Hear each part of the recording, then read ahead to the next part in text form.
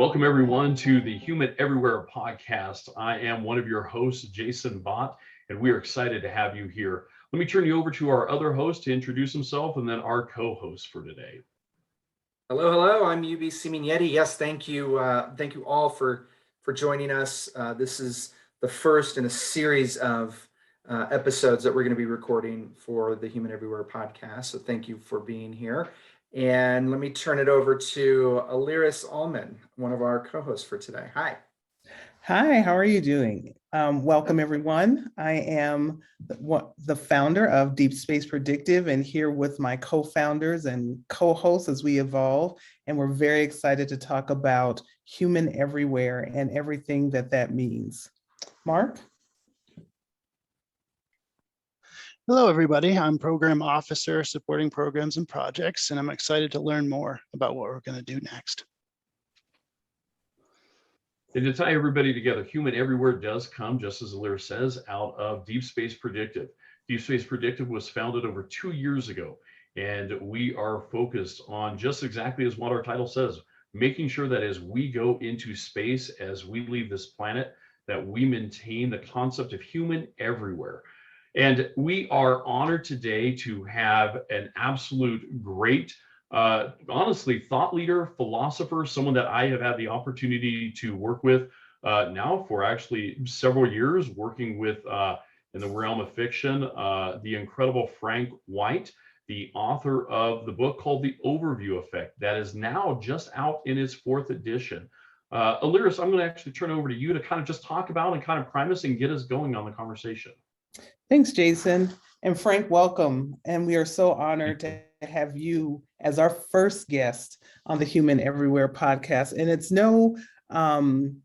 not unintentional that you are our first guest. We are really intentional about our perspective, and I'm using that word specifically, of human everywhere as we continue to explore who we are as humans and where we're going as humans. We have to remember that everywhere we go, we take ourselves with us. And when we take ourselves with us into different places, we change and we evolve, and how we interact with our environment changes. And as you have noted in your book, in the overview effect, when we do go into space, we change. We evolve, and there's different things that happen to us as humans, as the perspective of where we are changes, and how that impacts how we come back to Earth, because we're hoping to bring everyone, back to Earth, but we're also sending people who will never be back to Earth. So I'd love to hear your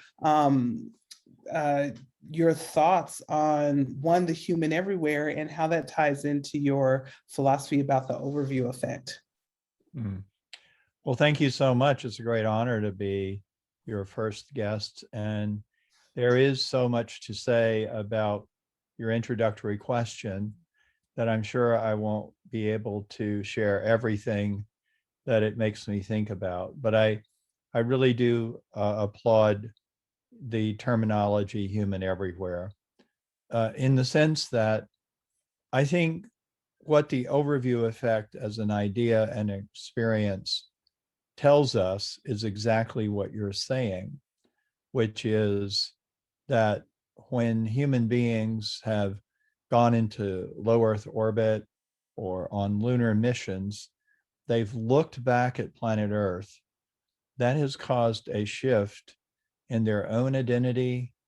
It's caused a shift in their understanding of what it means to be human, and it has caused a change in their understanding of where we are and where we're going within the universe. So it really is all about being human. And that is an interesting part of space exploration that I think was not fully understood for a long time, a very long time. And recently, NASA has produced an amazing series called Down to Earth. I don't know if everybody knows about that, but it was catalyzed by a visit I made to Johnson Space Center, where I interviewed a total of 10 astronauts. And it was really a continuation of what I've been doing for 35 years, which is interviewing astronauts and asking them about their experience NASA took those and produced 19 short videos and a 30-minute documentary called Down to Earth.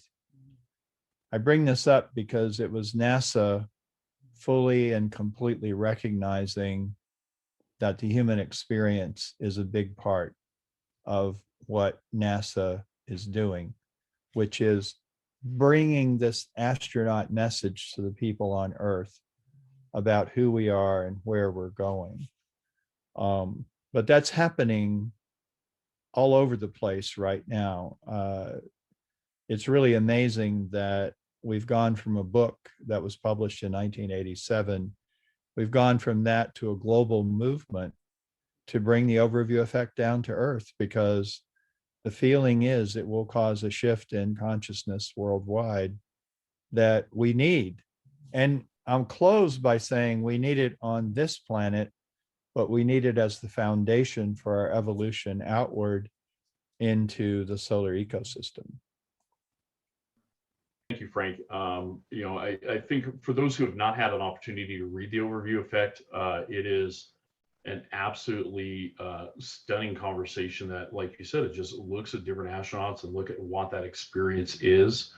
One of the things, and in our pre-prep, I didn't actually throw it out, but one of the things I thought was really interesting was, and understand for me as a student of mythology, your latest book actually is The New Camelot, and exploring the idea of what the overview effect means for this, and looking at the astronauts and kind of how we're going to transform. I mean, the Camelot myth is this perfect absolute container of what it means to achieve the new ideal. Specifically, if you look at it as, Arthur taking this rundown, disparate, hopeless people, and pulling together the greatest people and inspiring them to go and actually catapult and lift up. Curious, talk a little bit about, from your perspective, of what that new Camelot myth would actually be for us, and how it actually affects life on Earth for us to capture that new mythology and that new vision as we catapult ourselves out there. Well, I should say probably that most of my work does emerge from epiphanies, but it's important to understand how an epiphany happens, at least for me. It's usually a moment of blinding insight, but it's been brewing for years and years and years. So my interest in astronomy started when I was 10 years old. My mother gave me a book called Stars, and that began a long journey that led to the overview effect. We can come back and talk about that epiphany. But when I was 10 years old, I was also fascinated with King Arthur and Camelot. And I just never quite understood why. Why am I so obsessed with Camelot, King Arthur? That's very much what you're saying, Jason. I kind of got that part. But there's a film called Excalibur, which is, I believe, the best film about Camelot ever made. It's made in 1981 or thereabouts. And honestly, my wife Donna was watching it, and I've seen it 20 times. And I walked into the room. I said, "Oh, what you watching?" She said, "Oh, Excalibur." I said, "Oh, I'll watch it with you." And having seen it so many times, there's a moment where one of the knights realizes what the Holy Grail is. The Holy Grail is not the cup that Jesus drank from at the Last Supper. It's the unity of Britain. So Arthur was all about unifying Britain, as you said. And it hit me in that moment, well, that is what Apollo was for John F. Kennedy. Kennedy was obsessed with Camelot. When Kennedy was young, he was very ill, and he used to read the Camelot stories. And then everybody knows that Camelot was his favorite musical. But then some people realized that the Kennedy administration was called Camelot. It was characterized as Camelot. And all of it just hit me, and I realized the Apollo astronauts were the Grail Knights for Kennedy. And it struck me that he knew what was going to happen if we did Apollo, that he had an insight into what this view was going to cause. That book was the easiest book I've ever written. I mean, it just came out. And one last thing that is a secret hiding in plain sight. I don't know if you knew this, but John Kennedy did not want Apollo to be a race. He wanted to cooperate with the Soviet Union.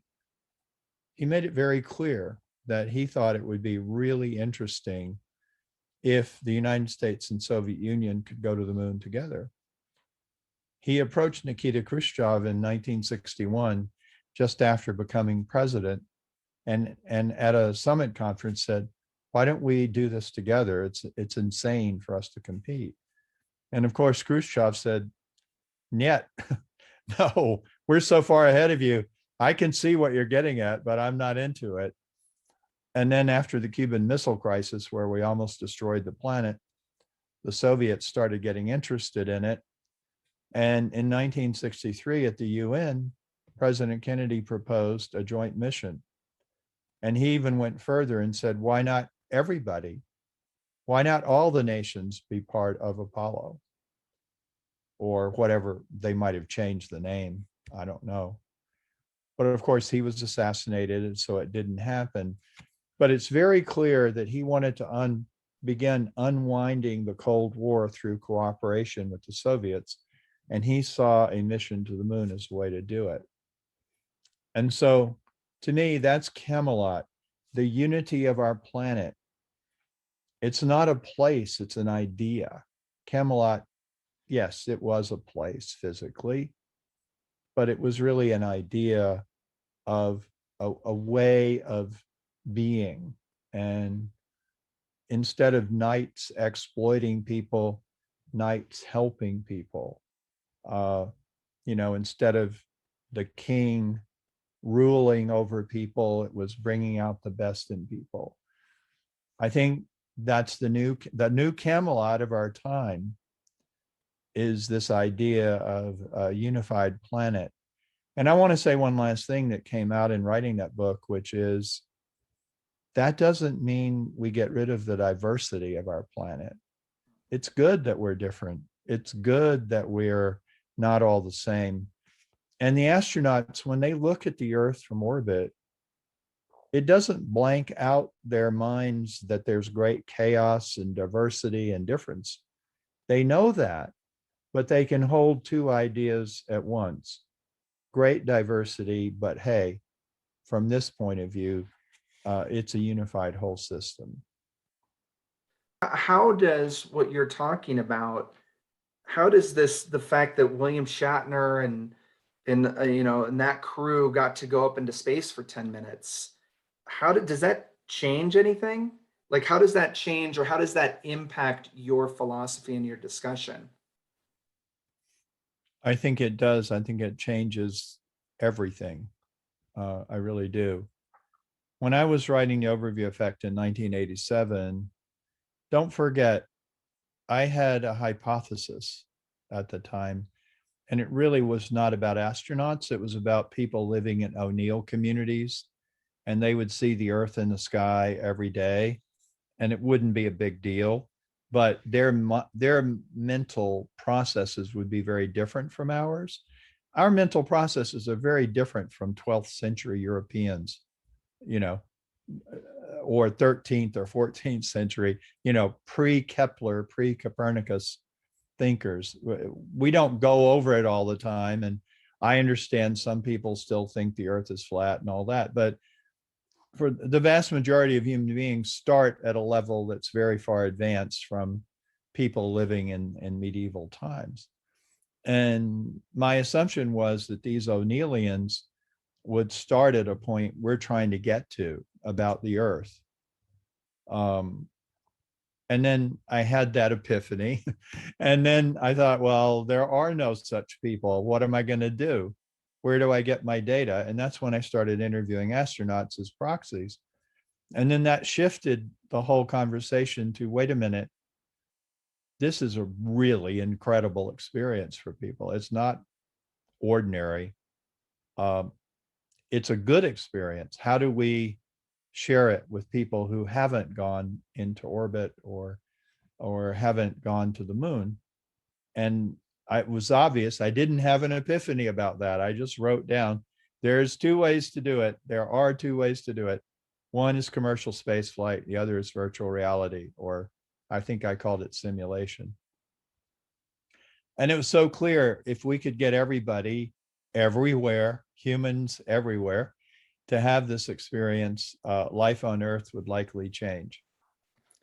That was in 1987. And I kept writing that in there every time we published the book. Well, suddenly, again, it's like Sputnik.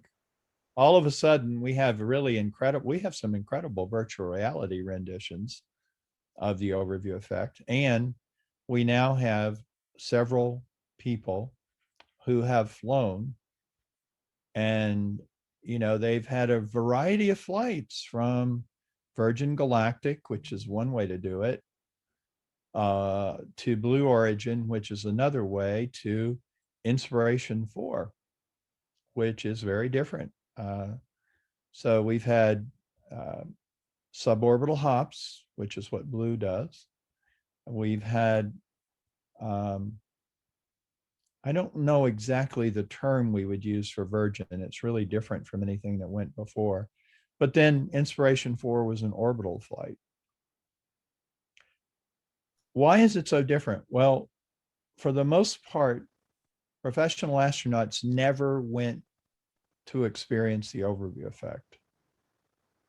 They experienced it as a byproduct. And Joe Allen was the first retired astronaut I interviewed for the book. And he said, for all the reasons pro and con for going to the moon, nobody said we should do it to look at the Earth, but that may be the most important reason.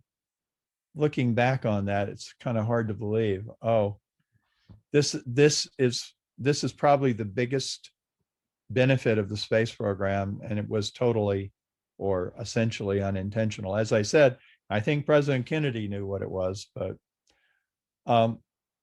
now we have people going for the experience. They've heard about it. They have a name for it. That's why they're going, and they're open about it. Of course, they may do some other things. I know, especially on Inspiration 4, they had time to do some experiments like professional astronauts. But they are fulfilling something Apollo astronauts said over and over again, which is, we're not the best people to tell you about this incredible thing we experienced. I hope we can get poets and artists and teachers. Well, now we are. And William Shatner is a great example. I mean, anyone who saw him emerge from that capsule and wants to say, I don't think there's much to this overview effect stuff, I don't know how they can say it, because he was clearly affected. And I mean, if you just watch it, I don't want to get into all the detail about it, but he doesn't join in all the celebrations. He's clearly moved and needs to be alone. When Jeff Bezos comes over to him and starts listening, he pours out his heart as to what he saw and felt. And that was an extraordinary description. But really, if you talk to the other citizen astronauts, they'll be saying similar things. And it's interesting because I have been using an equation that says the impact of the overview effect depends on distance, time, and openness. So how far you go, how long you're there, and how open you are, those are the three variables. I'm not sure that's going to hold water. I mean, the part about openness does, and Edgar Mitchell told me that. He said, the key is how open you are to it. But, I'm really seeing that in a big way, because Shatner's experience, he didn't go far, he didn't have much time, but he must have been amazingly open to it because, you know, we all saw it. We all saw how he reported it. So going back to your question, I think experiencing the overview effect should be a human right. I believe we should have humans everywhere should experience it. It's almost like a responsibility because it really reveals who we are, where we're going. It's a shift in identity that everyone should have the opportunity to have. And eventually the quality of it will become quantitative. And I believe if we can bring the overview effect down to earth, we can begin to tackle some of the issues that are really so hard for us to deal with from a surface point of view. We need to see the earth as a whole system. And, you know, people ask me very often, oh, can't you experience it without going into space? Well, no, not really. You really can't. You can have awe, you can have wonder, you can understand that we're all connected. You can have intellectual apprehension of it. Yes, you can have a lot of it. But the kind of thing I'm hearing from astronauts, really, I think you either have to have an incredible VR simulation or you need to go. Well, it's to me, it's like jumping out of a plane, right? Yeah. Like you can't, you could talk about it, but there is nothing like in my case, the absolute fear and terror of leaving that plane, even with somebody strapped on your back, Yeah. because your whole body feels it, right? I mean, it's a completely different feeling Yeah. than we're supposed to feel. And that to me, like, that's the thing. It's like, I love that you said it's like a human right, because it's sort of the only way to bridge the gap to get to evolve, right? It's like the one Right. major ingredient that you can't get in any other way, honestly. I don't think. Yeah. It's Right, a and I whole, wanted to, I was gonna say, Franklin, when you were saying that it should be a right for everyone, and the people that I really think about are flat earthers, because they wholeheartedly believe that the earth is flat, and the VR doesn't give you that experience because it's human generated. But when you go into space and see something where you see this earth floating in this black space and it's real, and it just really makes a whole, as Yubi was saying, the experience of what it means and where you're living. It's like you can be in a room in a house, but until you go outside the house and see that, oh, this is where I'm living and how it impacts everything else of my experience. I think the overview effect and going into space and having that moment, no matter how small, whether it's the Virgin Galactic, I'm gonna call it, it's a tourist experience. It's more the tourist experience because you're just there, it's brief, versus Blue Origin's experience. And of course, Inspiration 4 and Dragon is a whole another level of that, getting into that citizen astronaut and also commercial astronaut, and understanding that commercial piece of what's bringing this to the larger audience and to the larger population. Because if we all had to wait to be NASA certified, that obviously isn't going to happen. Now it's a financial barrier, which is achievable by a smaller, larger population than astronauts. But then as you go and as time goes by, it's going to be as ubiquitous as commercial air flight, because we will have that opportunity. We will have it at scale. So I really think it's important that we recognize the opportunity of commercial space, not negating what NASA's doing, because NASA's there to take us to the next level. It's like, okay, we're going to go scout out something for you. So commercial space, when you come up, here's the next place you can go. I really think one thing we learned about the vision of 100-year Starship is you have to think about your future now in order to achieve it, and do the different steps in order to make that happen. So we're lucky enough to see the second phase of that evolution that's getting us there closer. Yeah, you're absolutely right. And I think we ought to mention too, another development here. Uh, Joe Allen, first of all, before I mention Joe Allen again, we ought to give kudos to NASA and Roscosmos, all the government programs, because like the internet, we wouldn't have an internet without the government. We wouldn't have Blue Origin and all of these other opportunities without NASA and Absolutely. other government programs. So first of all, and all the NASA astronauts who risked their lives to bring back the message. So first of all, I'll say that.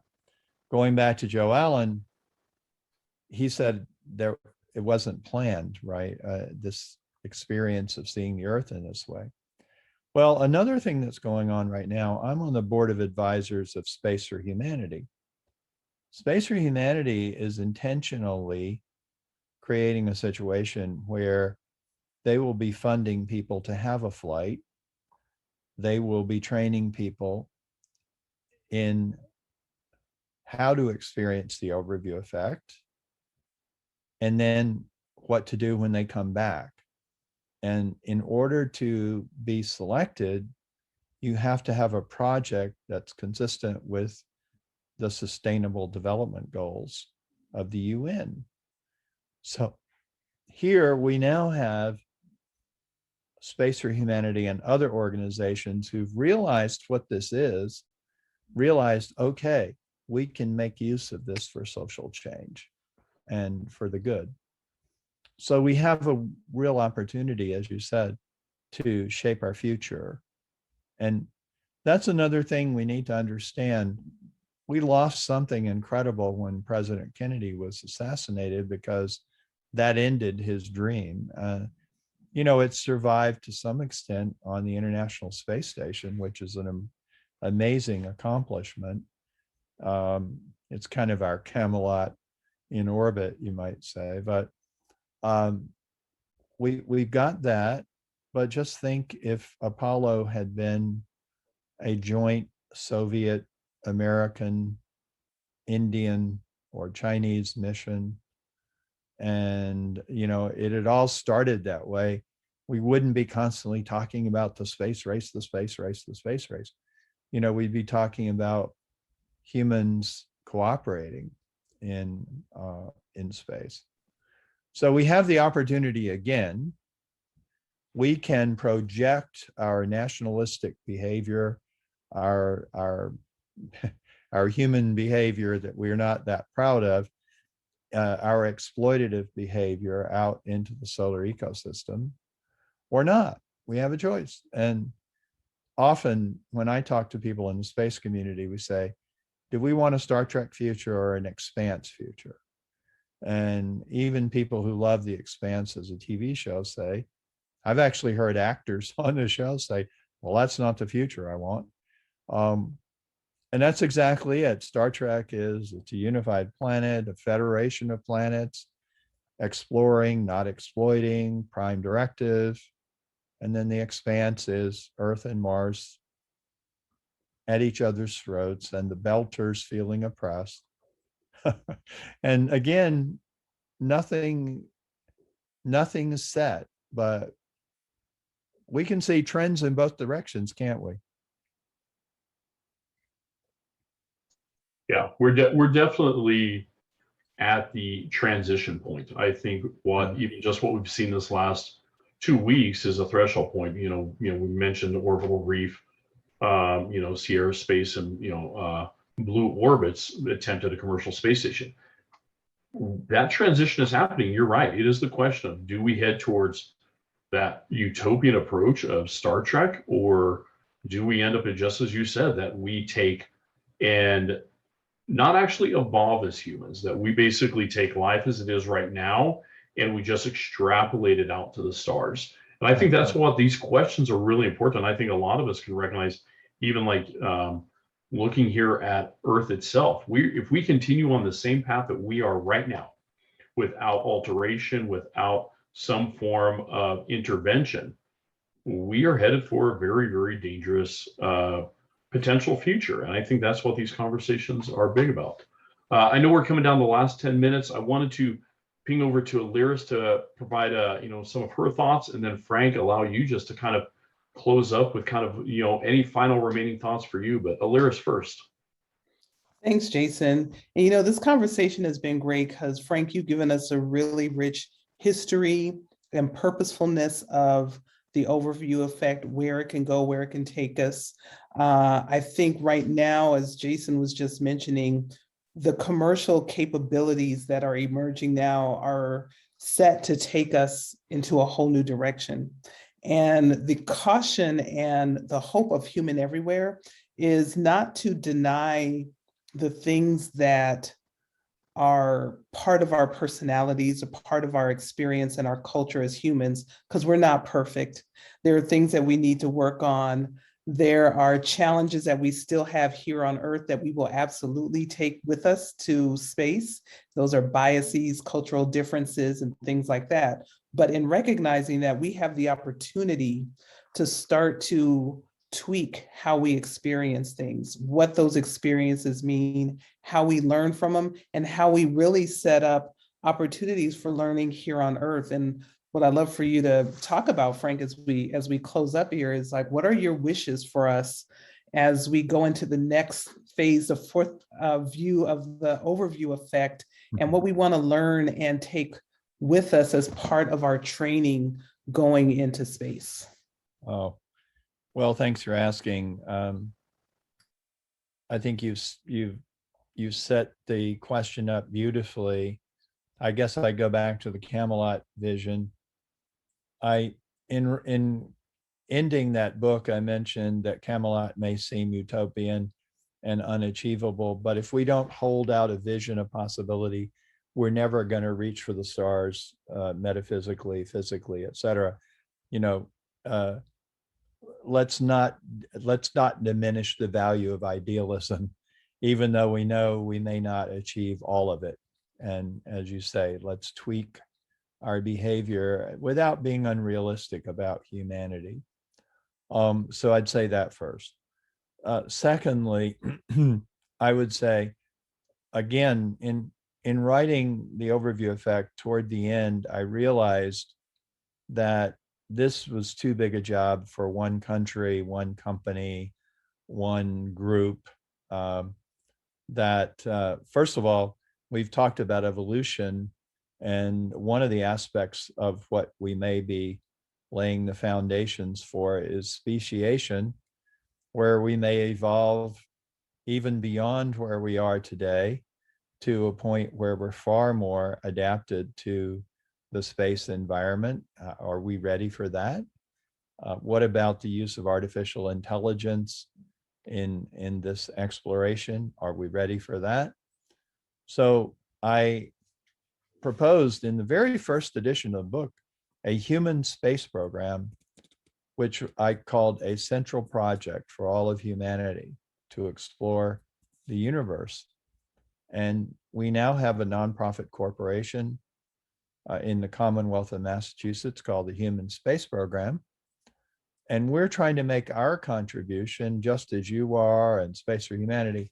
Our contribution is going to be a blueprint built on the work of 16 task forces to confront all the more difficult challenges, the ethical challenges, economic, sociological, political, as well as engineering. Confront the challenges and come up with a blueprint that can be tested. We want to run computer simulations to see if that plan works. And the goal here, you ask me, what is my wish? My wish, more than anything, is for a global conversation so that humanity talks about this and we don't blindly stumble into the next big aha. Oh, nobody told me about that. What is that going to be? And that's what I'm really looking for. I have my ideas. I could tell you what I think we should do and what we would do if I were in charge of the world. But we've done enough of that, where one person tells us this is the way. No, I don't want to do that. I want there to be a global human conversation. And, you know, when we talk about our future in space, that's our future. The Earth is in space already. We are in space. Katie Coleman, former astronaut, said, the Earth is our ship, our spaceship. Space is our home. And that's another part of the astronaut interviews that surprises people. Astronauts come back and say, I felt really at home out there. Isn't that kind of strange? It's, you know, it Definitely. doesn't look very homey, but there's something about our species. I think we are called to go. And I think that's part of the evolutionary part that we've been talking about. Frank, you have been a great influence on even our work here at Deep Space Predictive, even in my personal work, what you're doing to make sure that we keep a hold of that transformation of the human, what it means to be a human, as it is a great big technological conversation. In a way, you have been the caretaker, the steward of what it means to keep our soul in the conversation of space exploration. And we are deeply indebted. On behalf of Deep Space Predictive and Human Everywhere, we are incredibly honored to have you as our first guest on our first podcast. And this is fantastic. And I think on that note, we can sign off. Thank you to our co-hosts, to Aliris, Mark, Ubi, and again, Frank, thank you very much for being our guest. And so on behalf of Human Everywhere, thank you, everybody. And we will catch you at our next episode. Take Thank care. you. Take care.